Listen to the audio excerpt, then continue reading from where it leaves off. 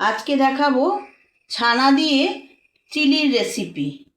তো এখানে ছানা আমি 1 লিটার দুধের ছানা করে রেখেছি। এখানে পেঁয়াজ কাটা আছে, ক্যাপসিকাম কাটা আছে, রসুন কুচানো, লঙ্কা কুচি, আর এখানে আমি ছানার জলটা রেখে দিয়েছি, আর টমেটো সস আছে, সয়া সস আছে। আমি এই দিয়েই আজকে রান্নাটা করব, আর বেশি কিছু মশলা দেব না, একদম হালকার মধ্যে আমি রান্না করব। তো আমি এখানে তেল দিয়েছি ফ্রাই প্যানে, তেল আমার গরমও হয়ে গেছে। আমি আস্তে আস্তে পেঁয়াজগুলো দিয়ে দেবো।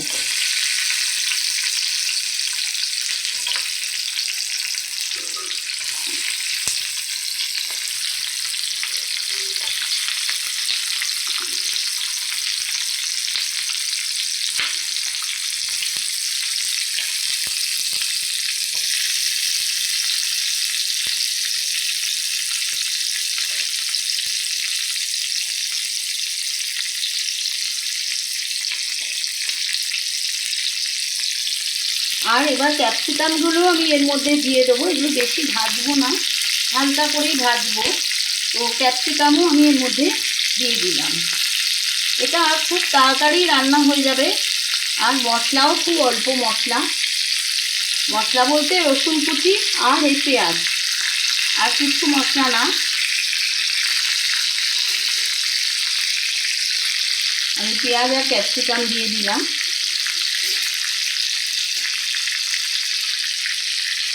এবারে এগুলো একটু ভেজে নেব।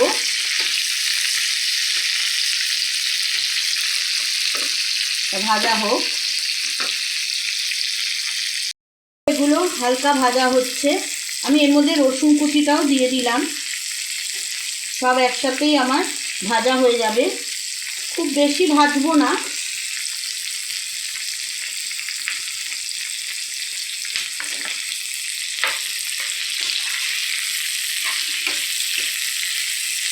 আর একটু ভাজবো, অল্প আর একটু ভাজবো। এবারে আমি এর মধ্যে নুন দিয়ে দিলাম।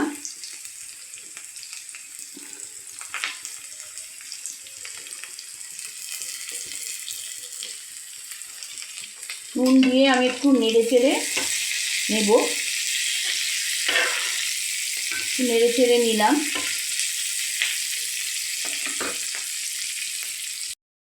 এবারে আমি টমেটো সস দিলাম, দিয়ে দেবো একটু সয়া সস, খুব অল্প পরিমাণেই দেব।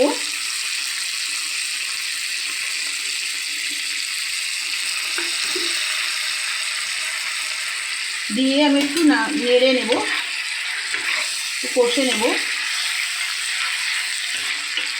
আমি যে ছানার জল রেখে দিয়েছিলাম, সেই ছানার জলটা এবার এর মধ্যে দিয়ে দেব।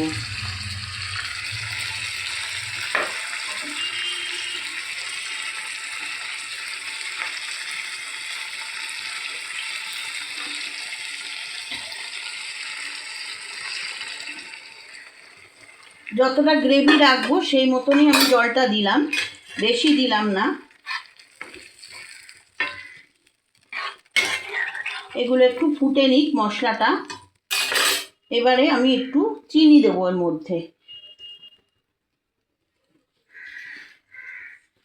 অল্প চিনি দিলাম।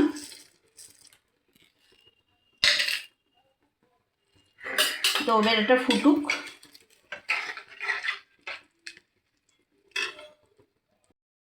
আমি এর মধ্যে একটু কর্নফ্লাওয়ার গুলিয়ে দিলাম ঝোলটা ঘন হওয়ার জন্য। এবারে আমি কাঁচা লঙ্কা যে কুচনো ছিল সেগুলোও দিয়ে দিলাম। আর ছানা আমি করে রেখেছিলাম, সেই ছানাটা এখন দিয়ে দেবো এর মধ্যে।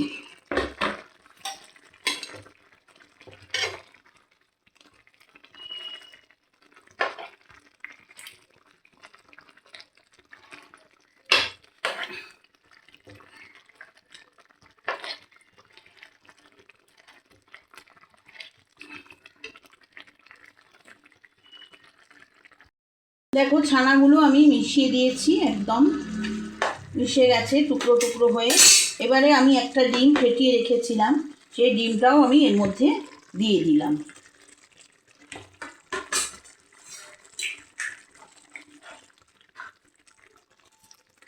আমার রান্নাটা হয়েই গেছে। তোমরা এই রান্নাটা ট্রাই করবে, অনেক অনেক শেয়ার করবে এবং আমার চ্যানেলটাও সাবস্ক্রাইব করবে। এটা ভাত, রুটি, পরোটা, লুচি, ফ্রায়েড রাইস, পোলাও সব কিছুর সাথেই ভালো লাগবে। আমি একটু গ্রেভি রেখেছি, কেননা আমরা রুটি দিয়ে খাবো রাত্রে। আর একটু শুকনো করাও যায়, এটা ঝোলটা আর একটু কম দিলে, গ্রেভিটা একটু কম করলে এটা আর একটু মাখো মাখো হবে।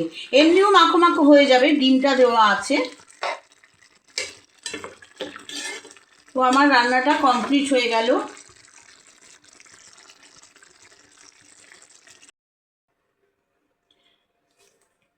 রান্নাটা আমার কমপ্লিট হয়ে গেছে। এবারে আমি শেষে একটু টেস্টের জন্য আমি একটু গোলমরিচের গুঁড়ো দিয়ে দিলাম ছড়িয়ে, ওপর দিয়ে একটু ছড়ানো রইল।